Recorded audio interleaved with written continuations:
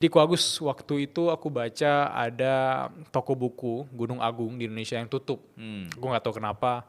Itu kira-kira kenapa ya, dan apa penyebabnya toko buku itu bisa tutup? Iya, itu kalau ngomongin toko buku Gunung Agung bisa dibilang sesuatu yang sentimental ya. Karena kan Hmm, banyak orang itu bisa dibilang yang pengen beli buku dulu mikirnya toko Gunung Agung. I see. Dan sekarang sudah confirm bahwa mereka tutup. Dan kemarin itu juga ada salah satu toko buku lainnya juga tutup juga gitu loh. Hmm, Dan apakah aku sedih mendengar berita ini? Bisa bilang lumayan sedih. hmm, Karena kalau misalnya suatu bisnis tutup itu, karena toko buku kan ya namanya toko kan ya. Toko adalah usaha bisnis gitu. Dan fakta bahwa mereka tutup cuma ada satu indikatornya, yaitu adalah tidak banyak pengunjung atau bahkan pembeli. Nah, kalau misalkan udah kagak ada pembeli sama pengunjung ke toko buku, berarti spekulasinya adalah orang-orang udah kagak suka sama buku.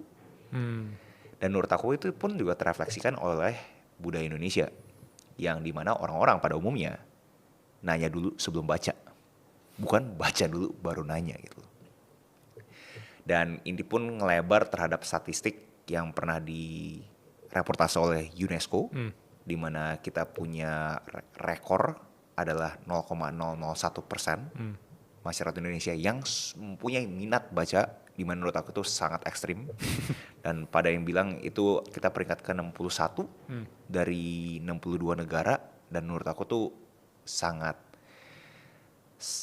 disayangkan lah. Itu mungkin kata-kata yang aku bisa komentarin ya terhadap toko Gunung Agung tutup, budaya Indonesia akhirnya malah seperti ini.